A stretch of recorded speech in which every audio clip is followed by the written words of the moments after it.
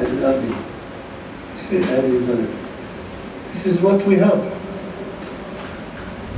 Except my family, this is what we have. We have nothing.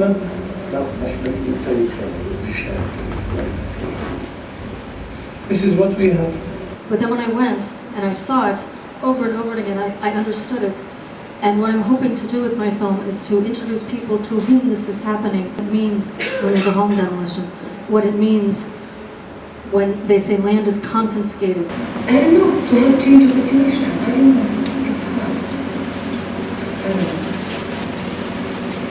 It's hard. How could you, seriously, when we watch the Vietnam massacre, so many kids were killed, 15 from one family, and I always imagine, oh my God, for God's sake, like, my uncle passed away like a year ago, and every time I think of it, it makes me so sad. And I can't imagine how people must feel when they lose like a sister, a brother, a father, a daughter, a son, and they can still be alive and survive. His story fits into my film in a way that is, when I came back to the US after living in Palestine 6 months, I then met Amr, and his story comes later, and he's going to tell you stories from Gaza. He's from Khan Yunis, and this is Amr.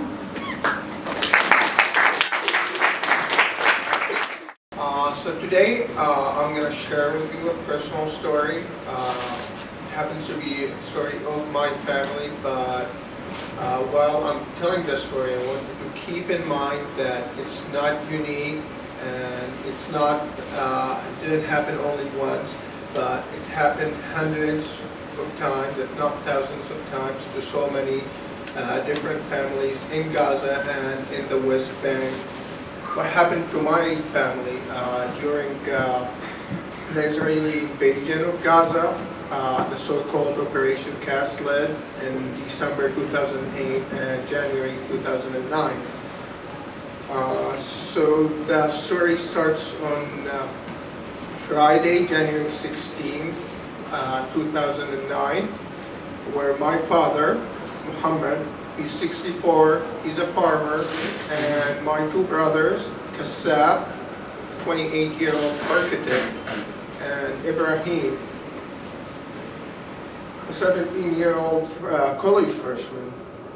They were in our farm in Bukhari near Khan Yunis, and they were going to drive back from the farm to our house in Khan Yunis.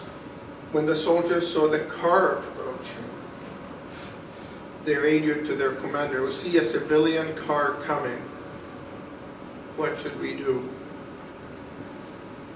And their response was one word: shoot. Tried to confirm. Shoot. The answer was shoot to kill.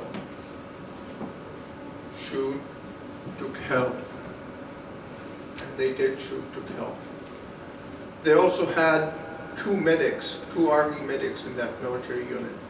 They asked their commander permission to provide some help to the victims. But permission was not granted because it would be an embarrassment if the story got out to the world.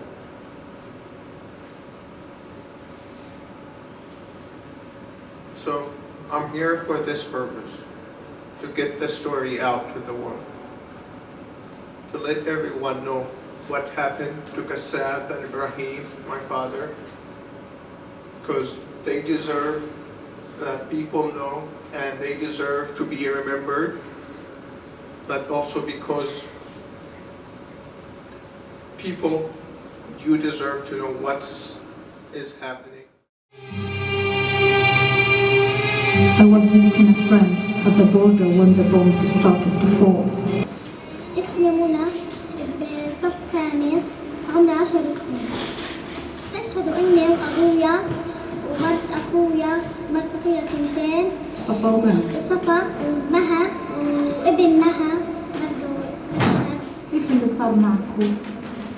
كنا إحنا بالدور تاعتنا. قالوا كسروا البيت علينا وقالوا لنا ياخذوا البيت. سمعنا قبل ما يجوا عنا، سمعنا مرت عمي هو بيقول لاقي خواج Fida Qishta, I'm Palestinian from Gaza. I raised in Gaza City, in Rafah. I raised in Rafah City in the south of Gaza Strip. I hope you understood part of the story that I'm trying to tell about the normal and the abnormal. For Mona is 9 years old. When I started filming with her, she was 9, and she's 11 now. She considered, there is a question I asked to Mona, how many members you lost on the war in Gaza? She said, not many, 5. My father, my mother, 2 of my aunts, and my niece. For Mona to answer such a question like that and say, not many, that's made me really think a lot. How a child considered this big loss not that big.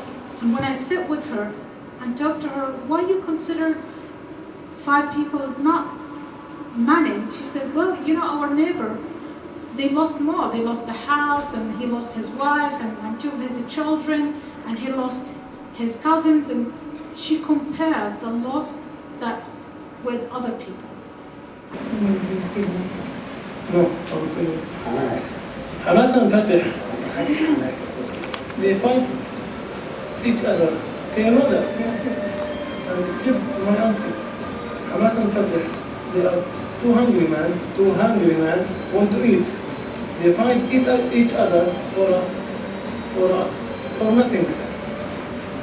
And the reason it's for nothing Because we lost everything. there's nothing left. Yeah, that's it. That's what I said. Yeah, there's nothing.